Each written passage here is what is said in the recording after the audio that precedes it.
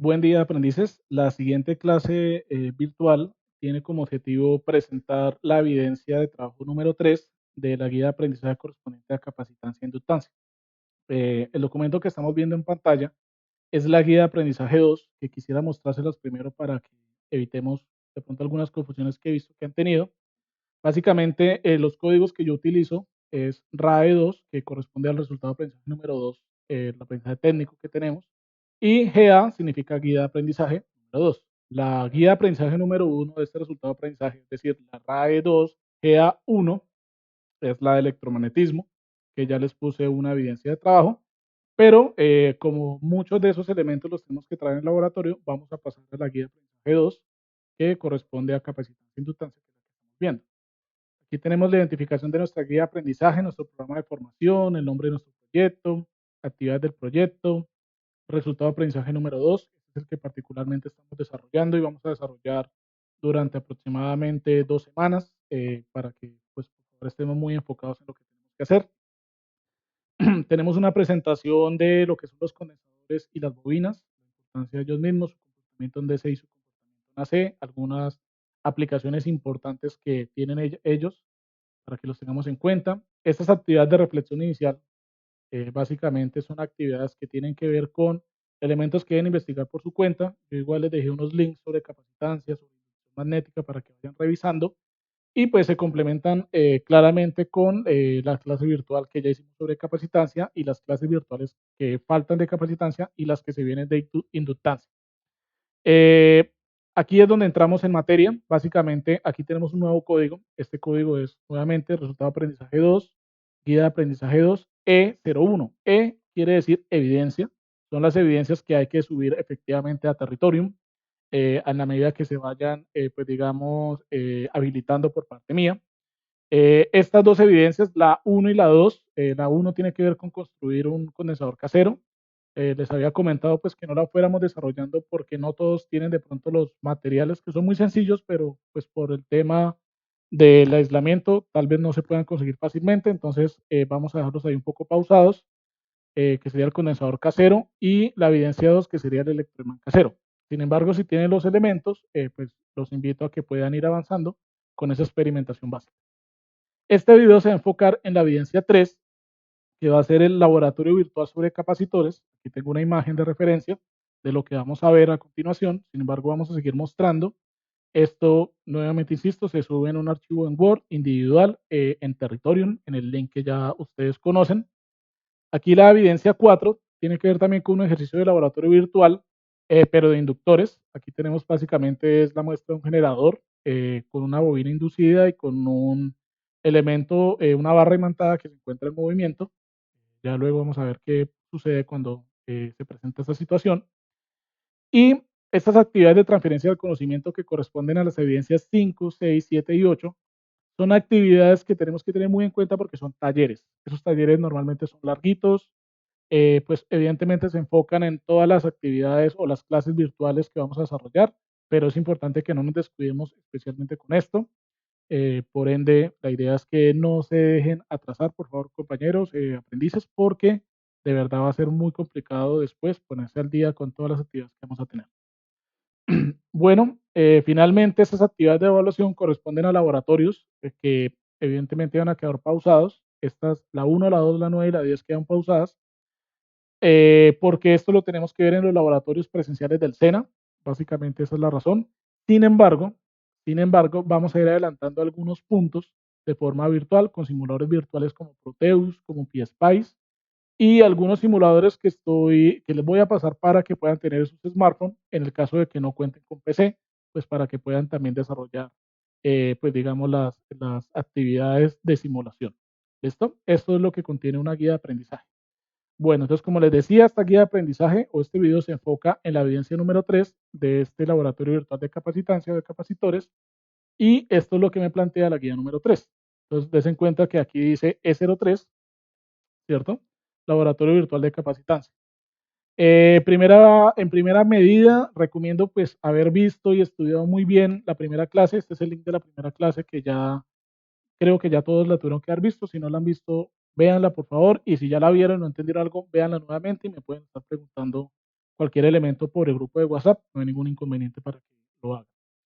Aquí tenemos inicialmente un marco teórico, unas fórmulas. Esta la vimos en el video tutorial, en el cual podemos calcular la capacitancia después de un capacitor.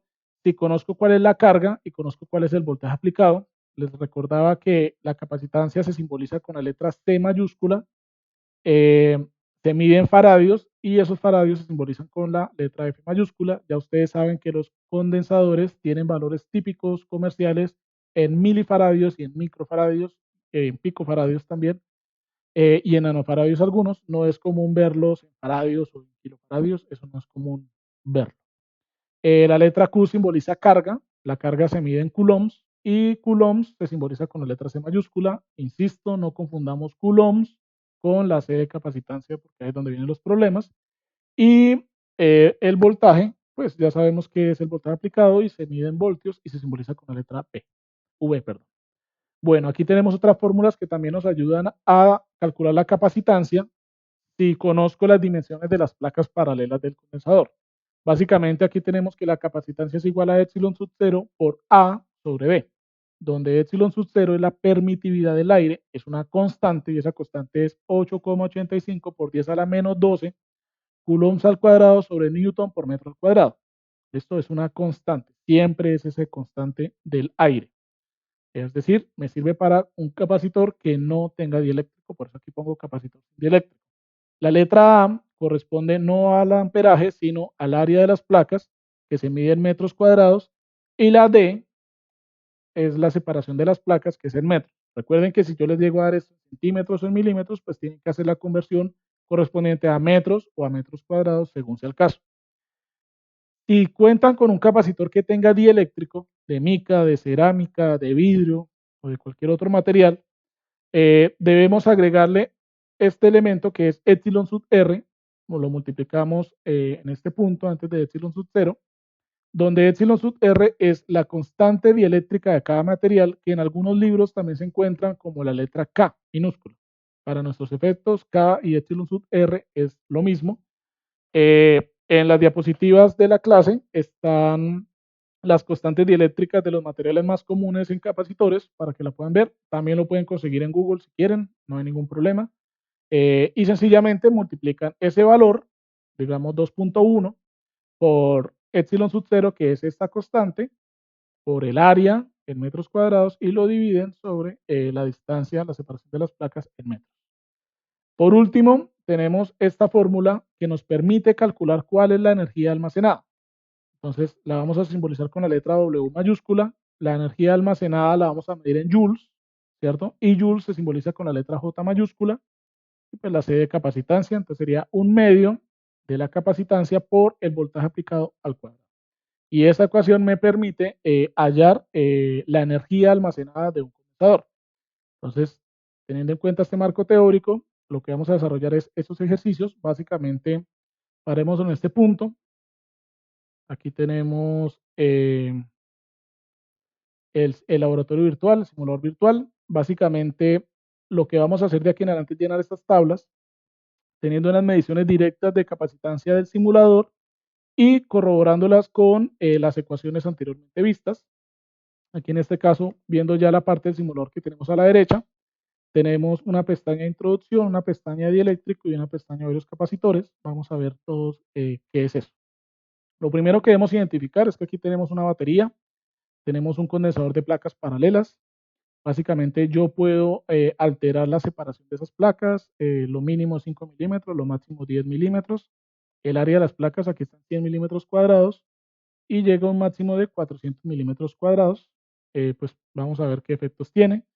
La batería la puedo tener con esta polaridad, o sea, conectada con esta polaridad o con esta polaridad. Vamos a usar esta que es la convencional.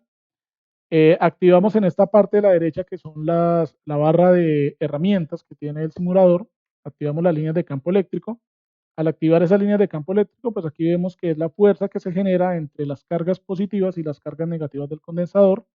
Recuerden que sin carga, o sea, en 0 voltios, ellas tienen la misma cantidad de electrones, que al aplicarle la carga, esos electrones empiezan a ser absorbidos por el terminal positivo y son repelidos por el terminal negativo hasta acumularse completamente en esta placa que lo llamamos la placa B, ¿no?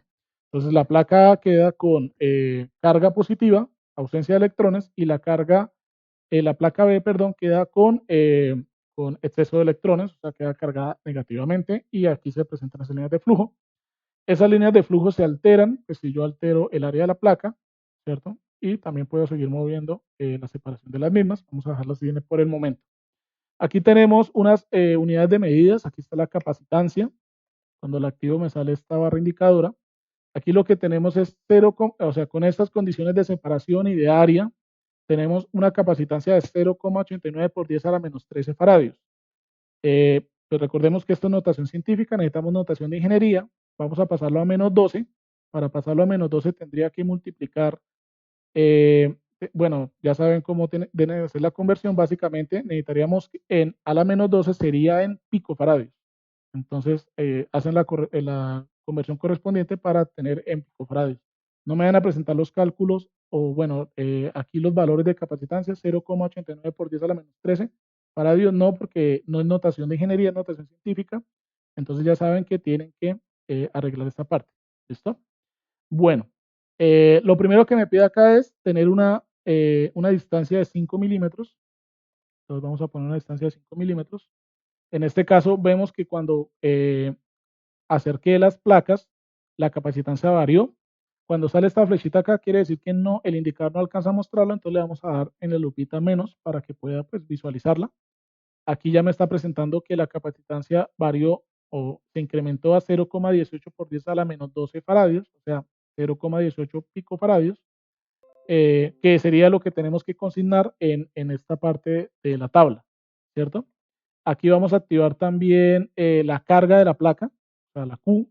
Aquí nos está diciendo, vamos a ponerla aquí en este pedacito, nos está diciendo que tiene 0,27 picocoulombs de carga. Y vamos también a activar la energía almacenada, que me salió aquí encima de esta, y me dice que tenemos una energía almacenada de 0,2 picojoules. ¿Listo? Vamos a activar el multímetro, en voltímetro por si acaso. Acá, pues evidentemente ya sabemos que si mido en esas placas, en esos terminales, pues vamos a tener 1,5 voltios. Si lo cambio de pronto no 1, sino 0,81 voltios, pues evidentemente la capacitancia, la carga y la energía almacenada van a variar, ¿cierto? Es lo que se va a presentar y listo.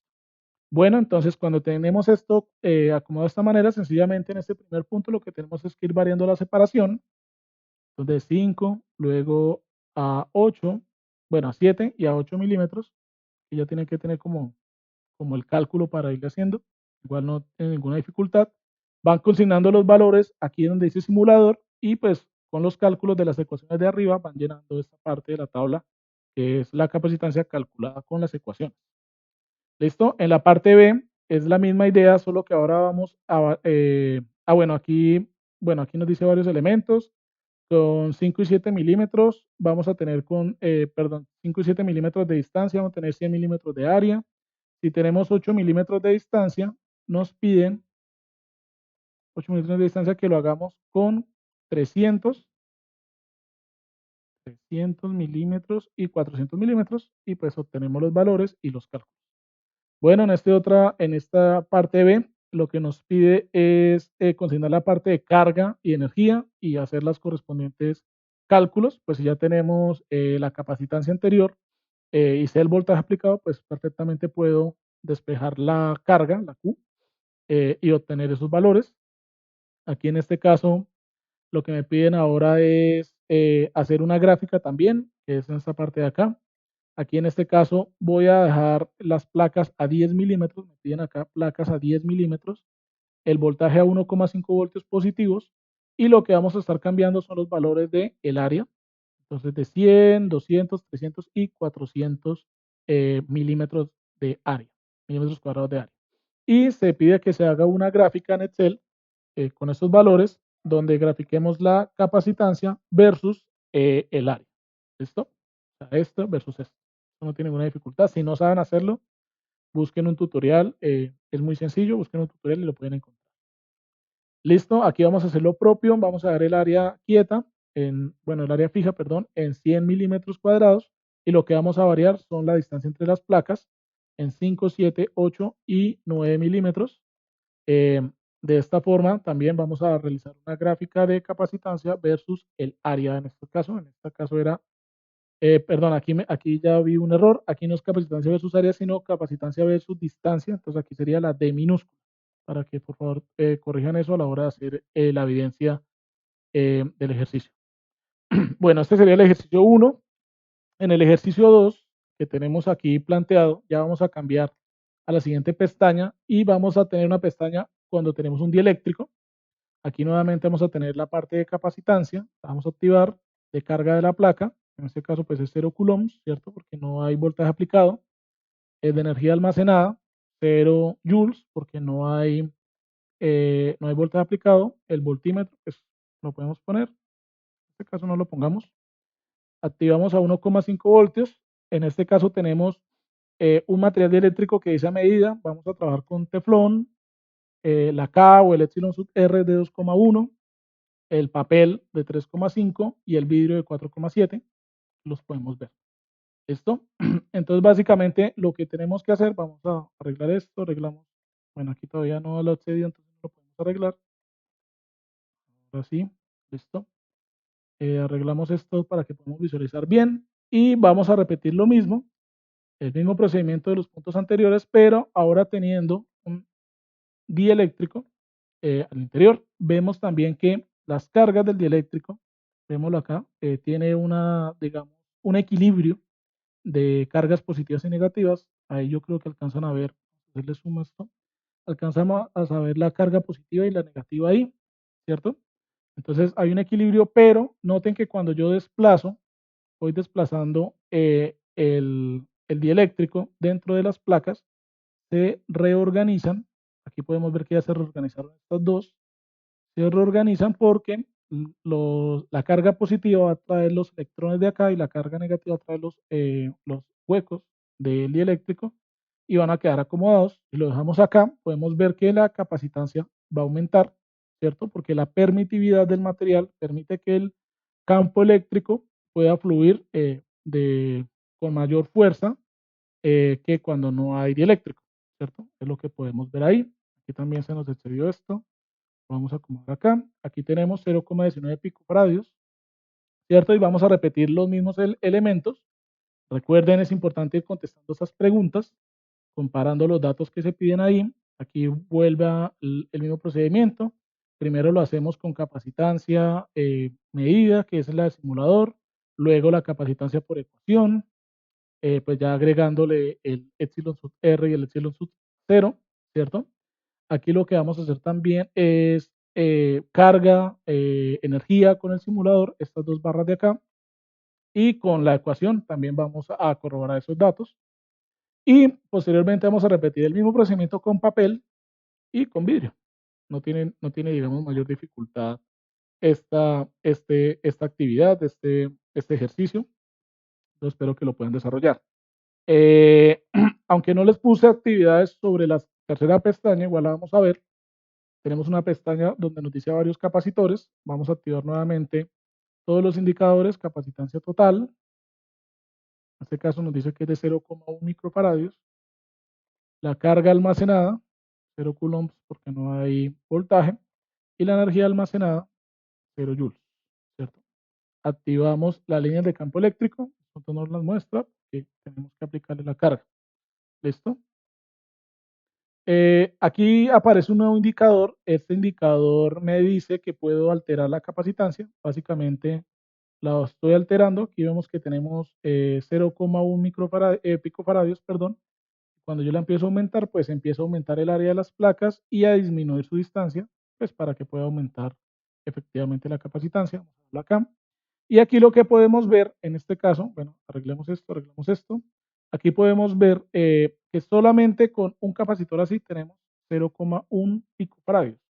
Pero, ¿qué pasa si yo agrego otro en serie? ¿Cierto? Entonces, aquí podemos corroborar que hay un comportamiento cuando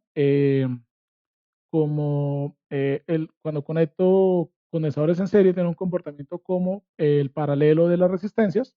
Entonces, como son dos condensadores en serie de la misma capacitancia, entonces la capacitancia total va a ser la mitad. Podemos ver eso. Si tenemos tres en serie, pues va a ser un tercio de la de cada uno. Lo podemos ver, ¿cierto? Aquí podemos ver qué pasa si hay dos en paralelo. Entonces podemos ver que la capacitancia se suma, ¿cierto? Si hay tres en paralelo, pues se sigue sumando. Y también tenemos un elemento que nos muestra qué pasa si hay dos en serie, uno en paralelo y dos en paralelo en serie. Entonces, eso también lo podemos ver para que ustedes corroboren todo lo que hemos visto a nivel práctico. Pueden cambiar la capacitancia de uno y de otro, pueden hacer los cálculos y aquí les tiene que dar el valor final. Insisto, no se los puse en la evidencia de aprendizaje, pero pues la idea es que puedan revisar esta parte, puedan cambiar polaridades, etcétera, etcétera, etcétera. Aquí podemos ver que la capacitancia, digamos particularmente de este condensador que se encuentra en serie, ¿cierto? Es menor, bueno, más bien la capacitancia no, sino las líneas de flujo de campo eléctrico son menor, pues porque está en serie y este al estar en paralelo, pues también son menor. Si yo tengo dos en paralelo, podemos ver que las líneas del campo eléctrico se mantienen, tres en paralelo incluso aumentan, ¿cierto? La total. Bueno, esto era la parte que quería que viéramos del simulador. La verdad, el simulador es un ejercicio muy práctico que nos permite ir viendo el comportamiento físico y eléctrico y electrónico de los diferentes elementos de trabajo de esta guía de aprendizaje. Pues digamos como una contingencia bastante efectiva, pues digamos en estos momentos que no podemos tener clases presenciales. Insisto, la idea es que podamos avanzar lo más que podamos virtualmente para que en el momento en que, digamos, retomemos la normalidad de nuestra formación, podamos adelantar la parte práctica en los laboratorios. Entonces, eso era todo, muchachos. Recuerden que esta evidencia debe estar cargada el día lunes 6 de abril, antes de las 10 de la noche, pues para su respectiva calificación. El día de mañana y durante el fin de semana voy a subir más clases para que puedan ir revisándolas, para que puedan ir avanzando en su formación y para que no se queden, por favor, atrasados en las actividades de aprendizaje o en las evidencias de aprendizaje que vamos a tener de esta guía y de las posteriores guías de trabajo. Hasta luego, seguimos en contacto.